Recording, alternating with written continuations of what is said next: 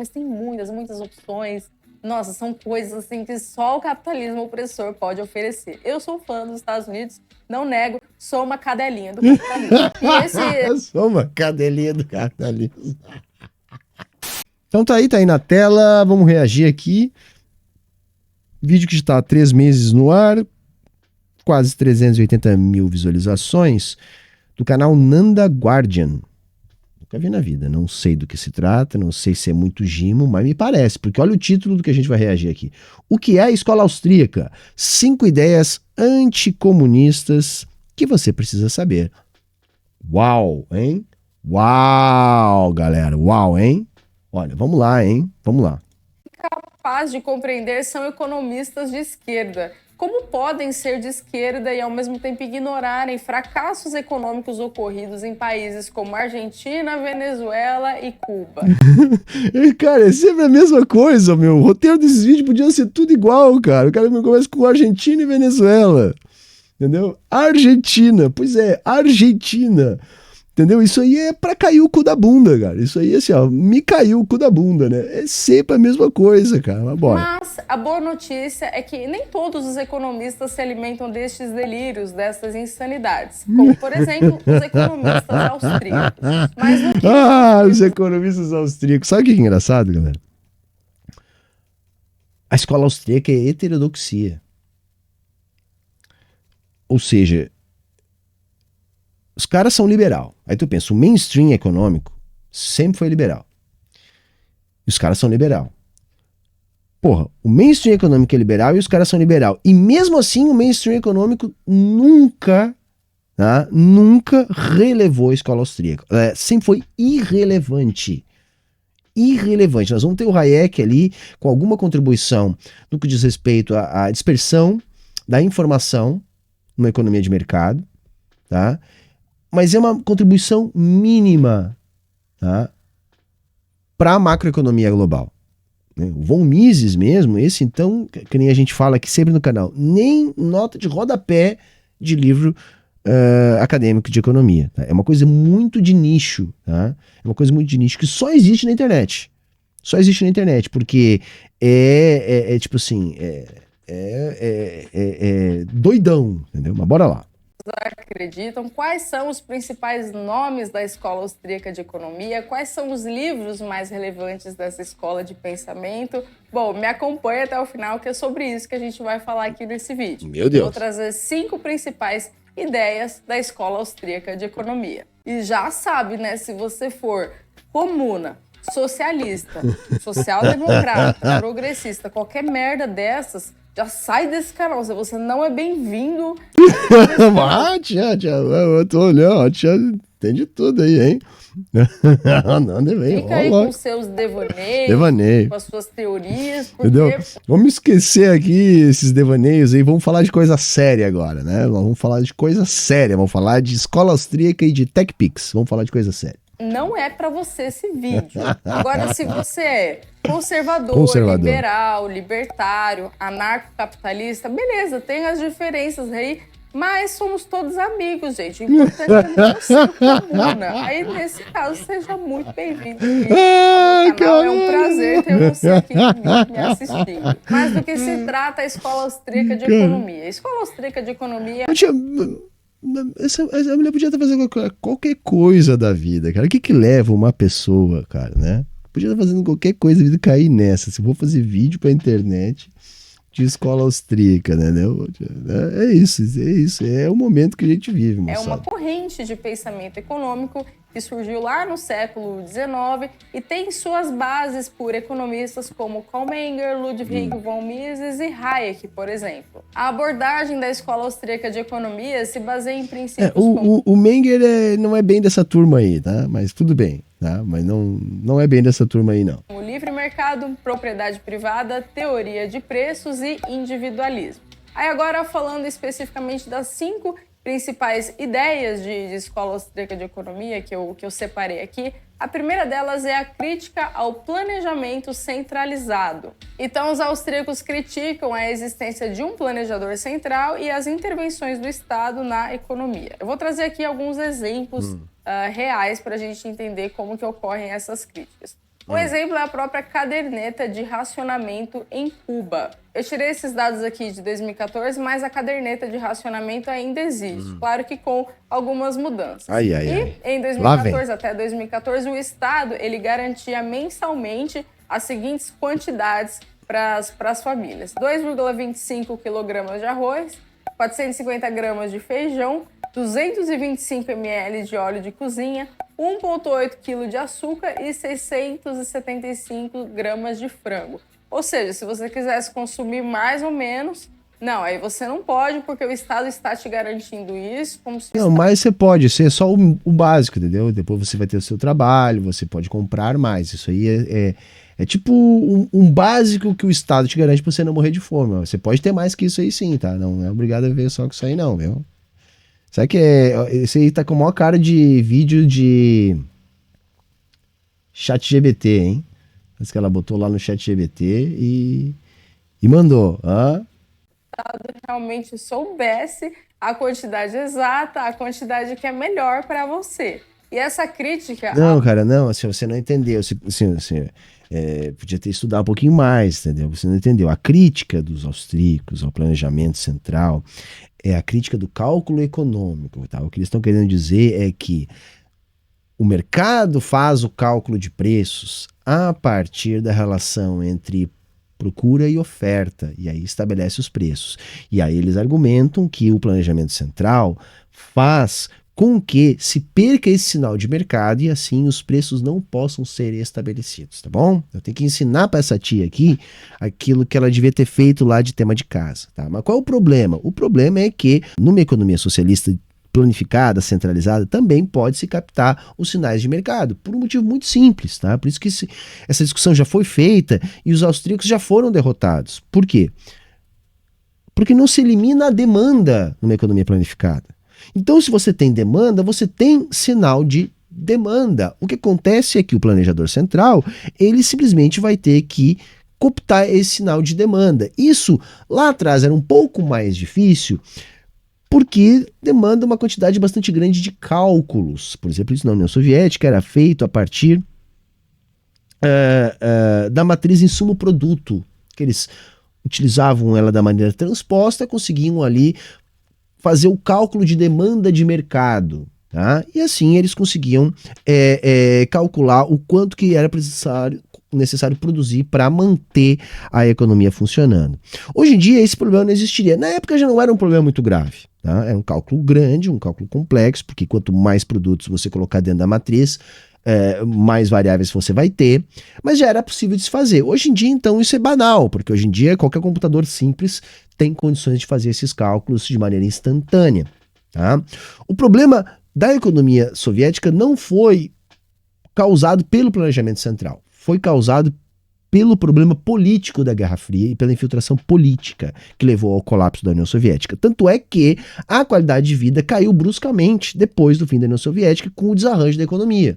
Eu já fiz vídeo aqui no canal reagindo às pessoas que viviam lá, nós já falamos da história da União Soviética, enfim. O que aconteceu as pessoas são saudosas da União Soviética, porque houve uma piora econômica com a entrada da economia liberal no país. Tá? Então vejam, os austríacos estavam errados em relação a isso. Tá? Essa mulher aqui está lendo provavelmente alguma coisa que ela pegou no Wikipedia ou no ChatGPT, mas ela sequer soube explicar, muito menos vai entender qual o problema dessa crítica. O intervencionismo vem muito naquilo que Hayek chamou de a pretensão do conhecimento. Tem esse livrinho aqui bem pequenininho, que ele até chama, Hayek, essa ideia de que o Estado ele sabe tudo, ele sabe o que é melhor para você, ele sabe o que é melhor para a economia. Isso é o que Hayek... Ninguém diz isso, tá? Ninguém diz isso. Chamaria de arrogância fatal. Esse daqui, Os Erros Fatais do Socialismo, foi o último livro de Hayek, e é justamente a arrogância fatal, a ideia de que o Estado sabe exatamente o que cada pessoa precisa. Mas se você está começando agora na Escola Austríaca de Economia, começando a estudar, eu sinceramente não indico você começar por Hayek. Eu acho a linguagem até um pouco mais difícil, apesar dele ser aí um dos maiores expoentes. Eu começaria por esse livro aqui, ó, As 6 Lições do Mises. Na verdade, não foi o Mises que escreveu. Isso daqui é uma transcrição de alguns discursos do Mises que a mulher dele escreveu. E é bem, bem gostosinho de ler, bem facinho, só que tinha que ser... Esse aí basicamente é o único que eles leem, tá? Porque é um livro breve e simples. Porque liberal não gosta de ler, tá, gente? É isso, liberal não gosta de ler, tá?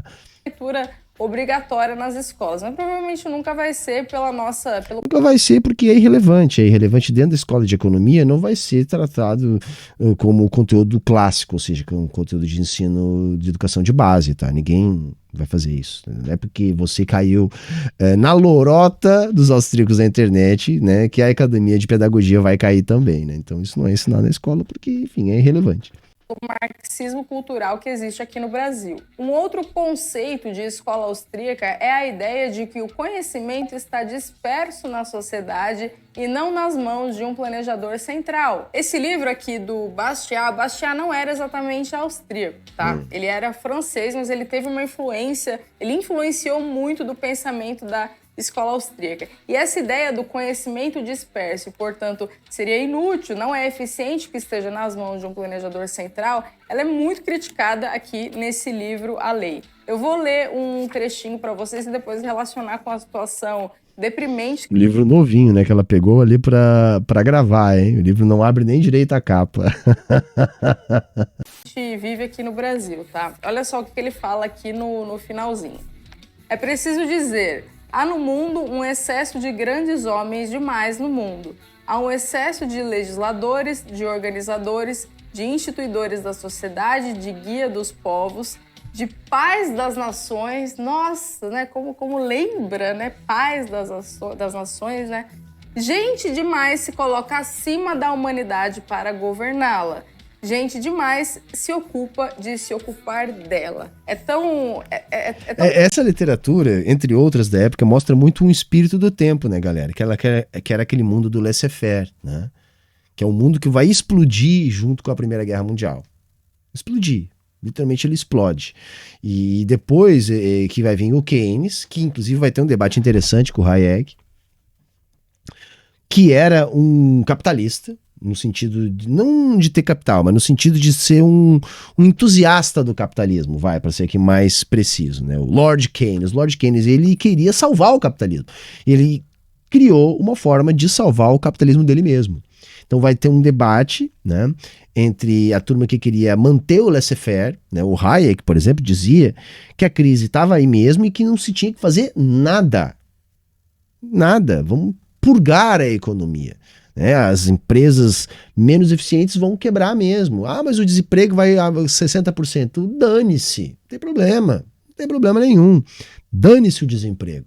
Só que aí o Keynes consegue convencer a todos de que, olha, se nós fizer isso, nós vamos levar a economia capitalista a uma paralisia, porque a quebra nas cadeias vão ser paralisantes e em meio à paralisia nós todos vamos morrer. Então não é uma questão de purgar economias menos eficientes, empresas menos eficientes. Não. Se nós não fizermos nada, né? Nós vamos enterrar o capitalismo e nós temos que salvar o capitalismo. É isso que o Keynes consegue fazer. E vejam, de lá para cá há um pêndulo na economia capitalista que às vezes vai mais inclinada para o laissez-faire, às vezes vai mais inclinada para um Estado dirigindo e capitaneando o desenvolvimento e a manutenção do capitalismo. Isso depende do momento histórico. Então a gente já teve um momento de laissez-faire, depois a gente teve um momento mais keynesiano, depois voltamos para um momento de laissez-faire, e agora, na minha interpretação, nós estamos voltando para um momento mais keynesiano a partir das atitudes das potências centrais. Então veja, eu não vejo dicotomia, para mim são todos liberais. Esse livro aqui ele foi escrito em 1850, se eu não me engano, mas veja como ainda é presente, né? Se a gente pegar esses ministérios inúteis aí criados pelo governo, esse aumento de ministério, então gente demais se coloca a serviço de governar a sociedade. E, de novo, a ideia da arrogância fatal. Existem também muitos outros exemplos, como o tal do Ministério da Verdade, alguém que julga se aquilo é verdade ou não. Nossa, isso aí é fake news, hein? Fake news mesmo, hein? Porra, fake news mesmo, olha aí. Você pode ou não dizer, o que você pode ou não consumir. coisas desse tipo. A terceira ideia muito discutida dentro da escola austríaca de economia é a teoria austríaca dos ciclos econômicos, a chamada TACE. O que diz essa teoria? Diz que, na verdade, o grande causador das recessões econômicas é o próprio Estado, o próprio governo, os bancos centrais, através da manipulação de juros. Os austríacos acreditam que a expansão monetária e o crédito artificial é o que leva à má alocação de recursos na economia, gerando crises e recessões. Nesse livro aqui... É uma teoria, gente, tá? Metalista da moeda. Assim, há uma discussão entre os macroeconomistas se a moeda ela é endógena ou ela é exógena. O que significa isso? Se os estados são usuários de moeda ou se eles são emissores de moeda. Se a moeda ela é produzida pelo próprio sistema econômico ou se o sistema econômico se utiliza da moeda como uma mercadoria disponível no mercado. São duas visões diferentes da moeda. Tá? Os austríacos têm uma visão da moeda do passado. Não é só pelo fato de eles classificarem como os estados serem usuários de moeda.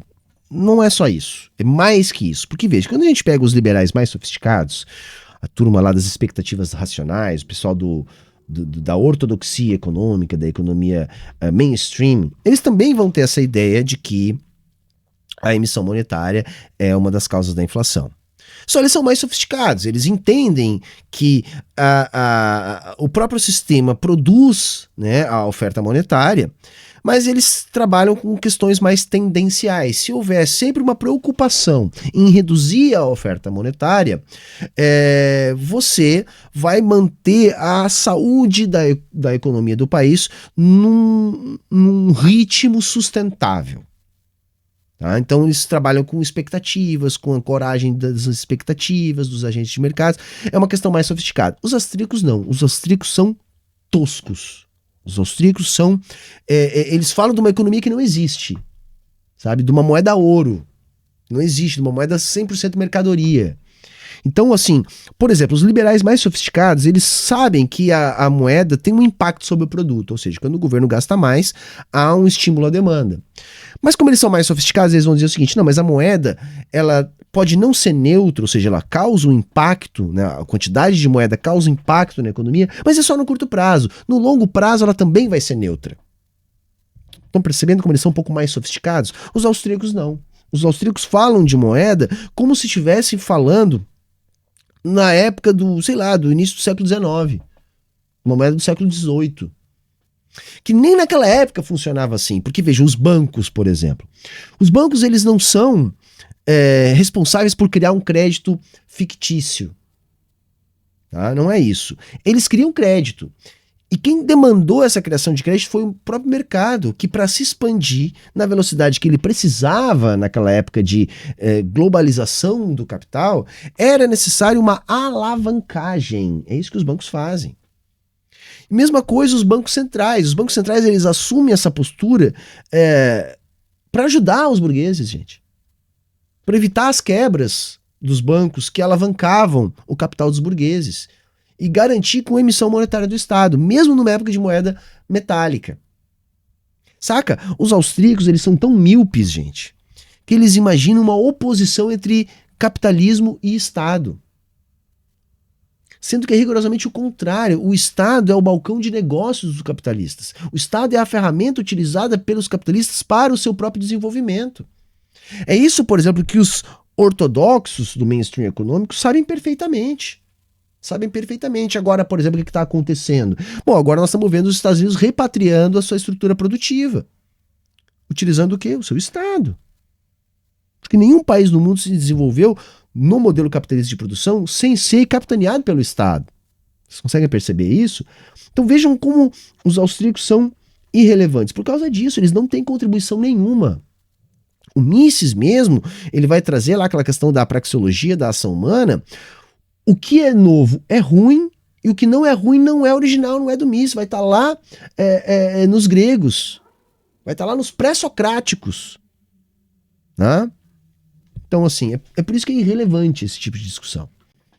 Mentalidade Anticapitalista, que é outro livro que eu recomendo para vocês, do Mises, ele é bem curtinho. Ele faz toda uma análise psicológica do ressentimento. Eu gosto para ênfase do é bem curtinho, né? Liberal não gosta de ler, né, galera? Que as pessoas de esquerda nutrem, daquele complexo de inferioridade. Porque, segundo Mises... Uma camarada no chat aqui respondendo, eles são considerados heterodoxos, embora sejam à direita, mas eles são sim considerados heterodoxos, tá? A escola austríaca é heterodoxia. Tá? O capitalismo é um espetáculo daquelas pessoas que foram brilhantes, competentes, talentosas e tiveram sucesso. Já geralmente esse discurso vitimista de ai meu Deus, né, eu sou vítima do capitalismo opressor, da sociedade, ai o mundo é muito cruel, isso é a cara da comunidade. Como o YouTube empodera gente medíocre. Olha só, o roteiro desse vídeo que a gente está assistindo, tá, é provavelmente produto do ChatGPT. Essa pessoa que está aqui apresentando não tem nenhuma qualidade enquanto apresentadora, não tem carisma, não tem personalidade, não tem dicção, não tem apresentação, tá?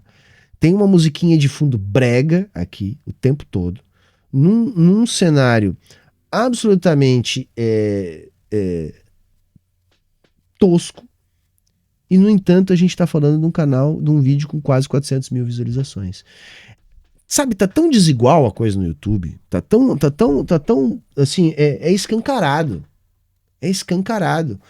Eu tinha vontade de fazer um teste, sabe, de botar uma máscara aqui e começar a fazer vídeo liberal, só para ver os números, o que ia acontecer, se tem espaço, porque não é possível, cara. Eles empoderam qualquer bosta, cara.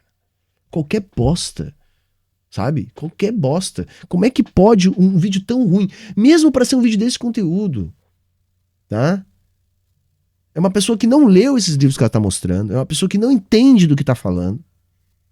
Então, assim, como que... Por isso que eu tô dizendo, esse papo de meritocracia é a maior bobagem. É a coisa mais bizarra que eu já vi na vida. Imagina que mérito tem isso, cara. Que loucura, cara. Parte do ciclo econômico das crises, nem é muito o foco desse livro aqui, mas olha só que interessante que ele fala aqui na página 103. A expansão do crédito resulta em crises econômicas recorrentes e períodos de recessão. A inflação faz com que todos os preços das mercadorias e dos serviços levantem voo. As tentativas de impor salários maiores do que aqueles que o livre mercado determinaria produzem o desemprego em massa, ano após ano. Os preços congelados resultam em uma queda na oferta das mercadorias afetadas. Então... Tipo, porque sim, isso aí não tem conexão, gente. Isso aí tudo é uma dedução que parte de um princípio equivocado. Entendeu? Parte de um princípio equivocado. Porque a emissão monetária, ela não é causa da inflação, ela é consequência. Ela é consequência. Porque uma vez que o país tem uma crise na sua balança de pagamentos, tá? Ou ele emite, ou há paralisia. Só que a paralisia ela não acontece porque ela é impossível de acontecer. Você não consegue paralisar a máquina pública, você não consegue paralisar os serviços públicos, você não consegue paralisar a relação do país com o mercado externo, você não pode deixar de importar e exportar as coisas. A máquina tem que continuar funcionando. Por isso que quando há um choque de custos, né, o produto disso é a emissão monetária. Entendeu? É uma discussão absolutamente invertida que eles fazem. Que o Mises descreve como que intervenções estatais, através de congelamento de preço, por exemplo, levam a distorções econômicas, como escassez. A gente sabe que é uma verdade, tá? Congela preço, inevitavelmente gera escassez. Por quê? Porque se você congelou o preço, o Estado determina qual que é o preço, de novo a tal da arrogância fatal. Como que o Estado vai saber exatamente qual que é o preço? Né? Mas quando o Estado faz isso, acontece que os produtores, eles não vão querer ofertar naquele preço. Então vai diminuir a oferta e isso gera escassez. Gente, congelamento de preços em economia de mercado é mal roubada mesmo, tá? Você consegue estabelecer preço em economia planificada. Em economia de mercado, eu sou contra qualquer tipo de tabelamento de preços, tá? O que pode acontecer é assim, por exemplo, nós temos uma empresa que nem a Petrobras, tá? Que tem um monopólio. E que é muito forte, muito rica, muito abrangente. Bom, aí ela consegue pautar preços. né, amortizar choques externos, etc. Mas mesmo assim não é congelar o preço, não é tabelar o preço. É fazer preço. A Petrobras ela é uma grande formadora de preços aqui no Brasil. Um exemplo que a gente pode dar é, vejam agora as refinarias privadas que vão ser vendidas e provavelmente arremetadas pela própria Petrobras. Por que disso? Porque elas não conseguem concorrer com a Petrobras, que é um formador de preço, e consegue formar um preço abaixo do que essas refinarias privadas são capazes de praticar e se manter viáveis. Sendo assim, elas se tornaram inviáveis, restando a elas apenas vender para a própria Petrobras. E por que para a própria Petrobras? Porque nenhuma outra empresa pode entrar nesse mercado por causa da existência da Petrobras, que é uma formadora de preço. Agora, tabelamento de preços foi tentado no Brasil, foi tentado na Argentina, e geralmente é um momento de pânico, é um momento de tamanha desorganização da economia capitalista, que os fazedores de política econômica, num ato de desespero, acabam congelando preços. Dá merda, tá? Mas assim, é sinal de uma economia completamente desregulada. Uma economia que já não tem mais moeda.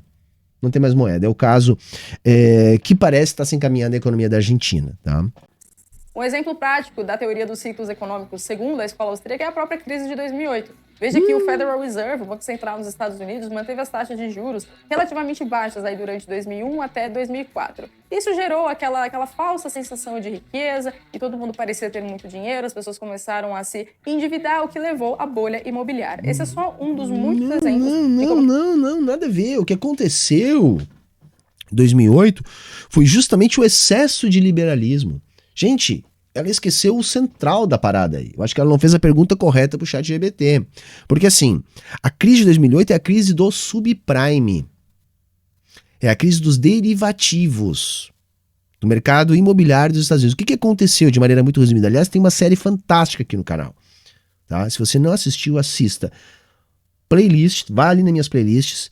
Crise de 2008, uma pesquisa foda na época que ainda dava tempo de fazer esse tipo de coisa que eu fiz. Tá lá. É um vídeo, é o melhor conteúdo sobre a crise de 2008 da internet em português, sem dúvida, sem falsa modéstia, tá? Porque assim, basicamente o que acontecia? Se desregulamentou o mercado de ativos financeiros dos Estados Unidos a tal ponto que os caras passaram a vender o ativo do ativo, que é o derivativo, tá? Para expandir, tá? A alavancagem utilizando como base o setor imobiliário nos Estados Unidos. Tá? E o que aconteceu foi que eles não conseguiram manter esse nível de alavancagem, porque se criou uma porção de crédito que não se realizou. Então você começou a utilizar contratos de dívidas imobiliárias como garantias para a alavancagem no mercado financeiro. Só que chegou lá na ponta, o pagador da parcela do empréstimo começou a não conseguir pagar. Não paga, banco toma o imóvel. Banco toma o imóvel, bota ao leilão. Só que quando isso começou a acontecer de maneira generalizada ou em grande quantidade, começou a haver muitos leilões. Ou seja, se tem muita venda e pouca demanda, nós começamos a ter uma redução do preço. Então você tinha empréstimos tirados em cima de imóveis, vamos supor, sei lá, um empréstimo de 400 mil num imóvel que valia 800 mil, daqui a pouco aquele imóvel está valendo 200 mil, não mais 800. Mas você tem um empréstimo de 400 que correspondia a 50% do imóvel, mas agora 400 é 2 vezes o preço do imóvel. Isso gerou um problema. Um problema e gerou um efeito cascata na economia dos Estados Unidos que depois contaminou o restante das economias justamente pelo excesso de liberalismo. Não tem nada a ver com a prática de juros, tá, dos Estados Unidos, até porque isso continuou durante muito tempo depois, e quem salvou a economia da crise em 2008 foi, mais uma vez, o Estado malvadão, tá bom? A manipulação de juros, como que as intervenções do Estado na economia levam a crises. Eu tenho um outro vídeo aqui no canal, como investir em cada etapa do ciclo econômico, porque algumas classes de ativos, como ações, renda fixa, elas tendem a performar melhor ou pior a depender de cada estágio do ciclo econômico. Eu vou deixar o card aqui para vocês. A quarta ideia defendida pelos austríacos é a importância do empreendedorismo. Aqui, voltando aqui nesse livro, que eu gosto muito, olha só o que ele fala, página 61. Os empreendedores têm orgulho de seu sucesso em superar todos os obstáculos que governos e sindicatos colocam no seu caminho para os grandes negócios. Gente, isso é muito verdade. Não, cara, isso não é verdade, não. Isso é uma bobagem, é uma bobagem. Primeiro que o empreendimento depende de capital, tá? O empreendedorismo não é uma questão de inventividade, de voluntarismo, de trabalho, de acordar cedo, não tem nada a ver com isso, tá? Ter boas ideias até pode ser relevante, mas o que é determinante para o empreendedor é capital. Tá? Então, ou você tem capital, ou você é um herdeiro, ou você tem crédito, que no capitalismo também significa ter garantias, ou seja, você é um herdeiro. Então, resumindo, o empreendedor é um herdeiro. Tá? É isso. E o Estado é amigo do herdeiro. Entendeu? Porque ele é controlado politicamente por quem tem poder político. E o poder político não é algo vindo do céu. O poder político, ele vem do poder econômico. No capitalismo, manda no Estado quem tem dinheiro.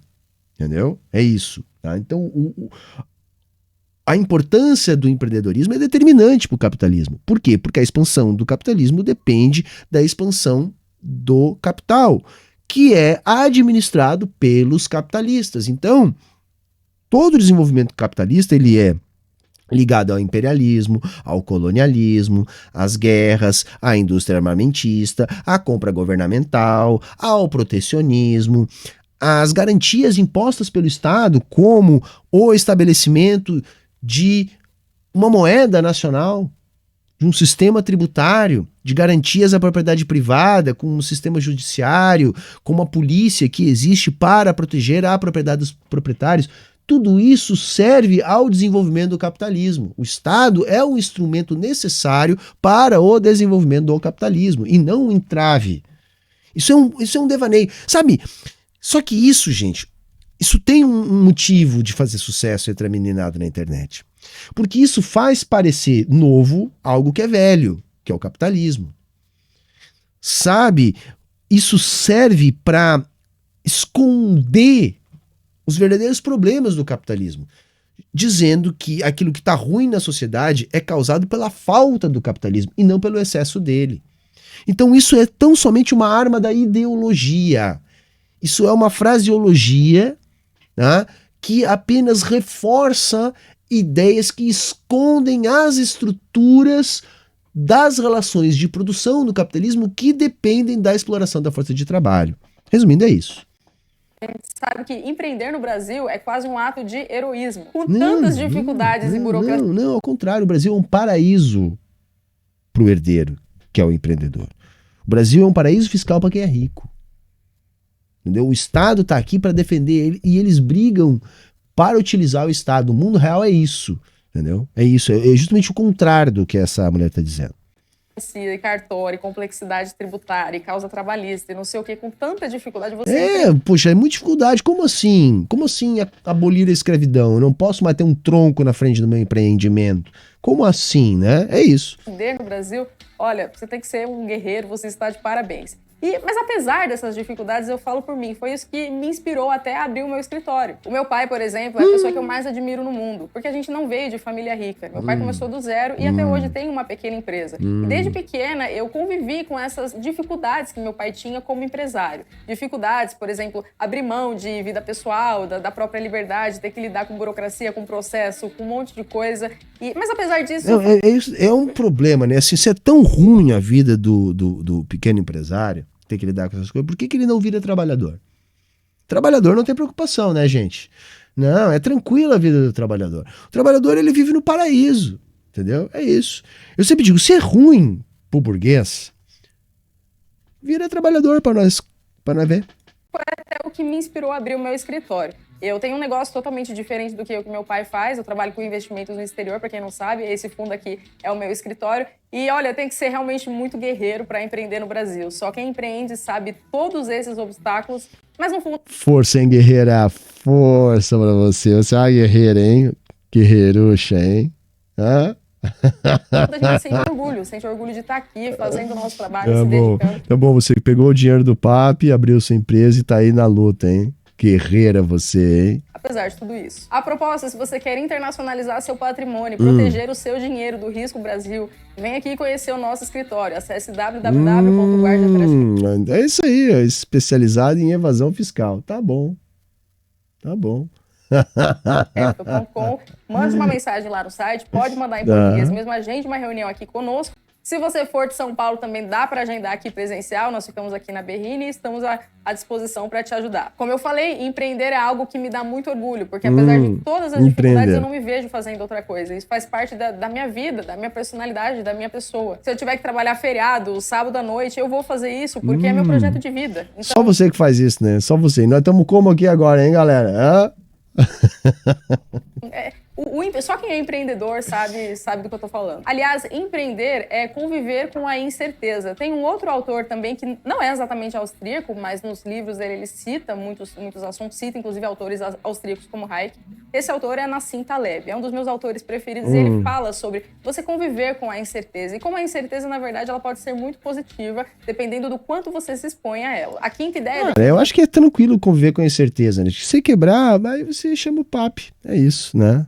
Não é a realidade de nós aqui, né, galera? Pela Escola Austríaca de Economia é a importância da propriedade privada e de como que a concorrência por bens, serviços, ela é muito positiva para o consumidor. À medida que você tem mais concorrência também, as empresas ficam disputando em oferecer o melhor serviço. E aí, quanto mais capitalismo, o que você tem? Mais concorrência? Não, capitalismo não é sobre concorrência, né, galera? Vamos lembrar, capitalismo é sobre monopólio, capitalismo é sobre exploração, capitalismo não é sobre livre mercado e sobre concorrência, tá? O centralizado limita a concorrência e, consequentemente, a nossa liberdade individual. É por isso que os austríacos, em geral, defendem a privatização da economia, defendem empresas privadas. Se compararmos, por exemplo, o total de empresas estatais no Brasil, esse dado aqui é de 2019, se eu não me engano. 480 empresas estatais. Com os Estados Unidos aqui, 16 empresas estatais. Olha só, que o total de empresas estatais no Brasil corresponde à quantidade de empresas estatais de 18 países somados. E os austríacos esse dado também é errado,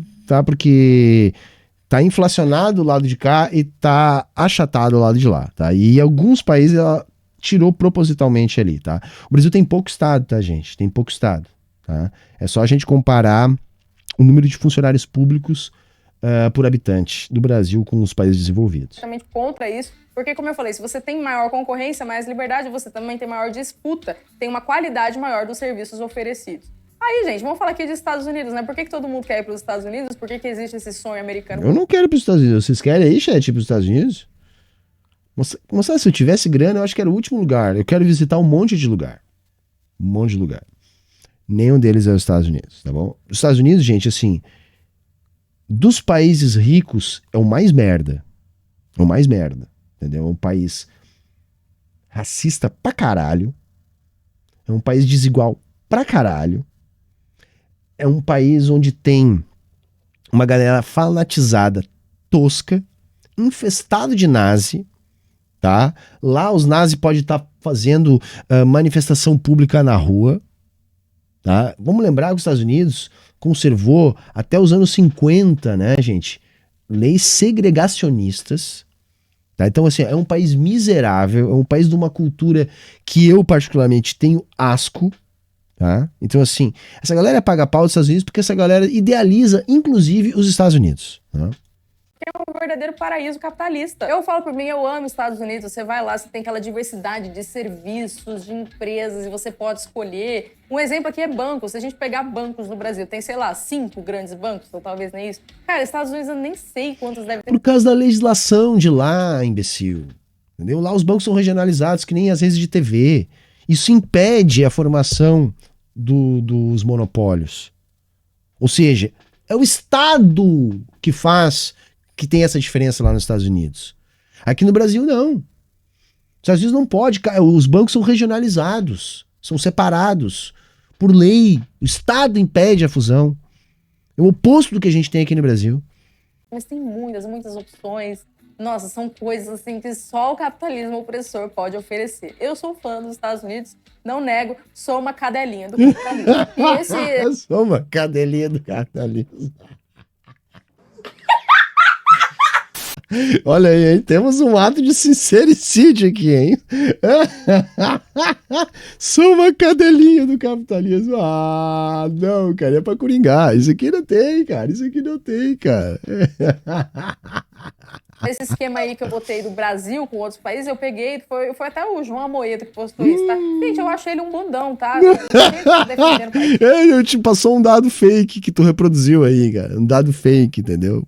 Mas enfim, é viés de confirmação, né? Política, vocês nunca me viram fazendo isso, tá? E provavelmente nunca vão ver. Mas assim, independente disso, aqui tá interessante esse esquema. Aí de um monte de empresa estatal, um monte de gente que tá ali acomodado, né? Só mamando na teta do Estado. Com o imposto que a gente paga. Aliás, reforço, se você quiser pagar menos impostos na sua vida, se você odeia pagar imposto... Vem aqui que eu ajudo você a botar seu dinheirinho no paraíso fiscal. Esse é o patriota, hein? Patriota, hein? Tá fazendo errado, patriota. Tô dizendo pra essa galera. Esse é o patriota padrão. Esse é o patriota padrão. Né? O patriota de goela. Fale aqui com o nosso escritório, porque temos estruturas offshore e soluções offshore para você diminuir a quantidade de... Soluções offshore, ou seja, soluções para burlar o leão, né? Para burlar a Receita Federal e cometer um crime sem estar cometendo um crime. Nós ajeitamos a sua vida para você fazer aquilo que a princípio não pode, mas nós damos um jeitinho para você. É isso que ela tá dizendo aí, né? Como eu falei, os austríacos defendem a privatização da economia como um todo. Não só a parte de empresa, mas olha só que curioso, a parte de moeda também. Ó, esse livro aqui, do Hayek, A Desestatização do Dinheiro. Ele traz... Por isso que eu disse lá no início, essa galera tem uma visão metalista da moeda. Metalista da moeda. Entendeu? Por isso que eles acham que é possível fazer isso. Né? Eles não conseguem perceber que a moeda ser estatal é uma imposição do próprio capitalismo.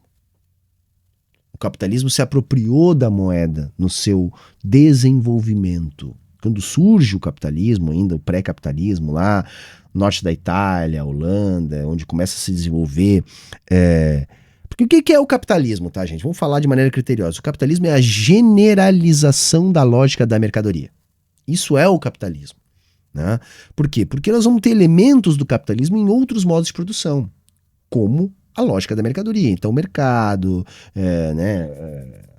trocas comerciais, a produção de manufatura, a existência de mercado monetário, tudo isso vai ser muito mais antigo que o capitalismo. Então nós vamos ter comércio na Babilônia, nós vamos ter o Império Romano emitindo moeda, controlando as minas, fazendo o balanço de pagamentos, entradas e saídas, recolhendo tributos. Tudo isso nós vamos ter muito antes do capitalismo. Quando é que a gente vai ter capitalismo? Quando essa lógica da mercadoria, ou seja, a produção mercadológica e a orientação do mercado pautando as relações políticas, né, a generalização da lógica da mercadoria, nós vamos ter primeiro no norte da Itália, né, algumas cidades norte-italianas vão começar a ter como organização política dominante algo produto das relações de comércio. Aí nós podemos dizer que a gente está começando a ter capitalismo. A questão é que para a expansão deste modelo foi necessário a incorporação do sistema monetário às estruturas de Estado para evitar que houvessem as quebras no processo de alavancagem econômica necessária para o desenvolvimento da expansão da lógica do capitalismo, para além dali. Então vejam, a incorporação da moeda as funções do Estado foi uma imposição do capitalismo. Por isso que essa turma é irrelevante no sentido da macroeconomia. Né? Porque eles não conseguiram compreender um processo histórico básico que é aceito pela esquerda, pela direita, enfim, por todo mundo que estuda macroeconomia. Todos os problemas da chamada moeda fiduciária, da moeda controlada pelo Estado. O que é mais brilhante é que Hayek escreveu A Desestatização do Dinheiro antes da existência do Bitcoin. Eu tenho certeza que se Hayek estivesse vivo, ele estaria deslumbrado com as possibilidades. Meu Deus do céu, o Bitcoin, cara, o Bitcoin que não é moeda, né, gente? Eles falam do Bitcoin como se o Bitcoin fosse uma moeda, né, gente? A característica mais importante da moeda, tá, gente, é o fato dela ser equivalente geral. O dinheiro é um equivalente geral de preços. Uma linguagem liberal, a gente pode falar que ela é unidade de conta. Ou seja, os preços têm que estar expressos em moeda. Existe preço expresso em Bitcoin, gente? Não. Bitcoin funciona como um ativo. A gente calcula o preço do Bitcoin em dinheiro. A partir do momento que eu digo, olha, o Bitcoin vale 25 mil dólares, a partir do momento que eu tenho que dizer isso, eu já estou dizendo que o Bitcoin não é moeda. A moeda é o dólar. Eu tenho, para eu conseguir mensurar o Bitcoin em termos de valor, eu tenho que mensurar ele sempre no valor de uma moeda de verdade, porque ele não é moeda. Você não consegue perceber a contradição disso?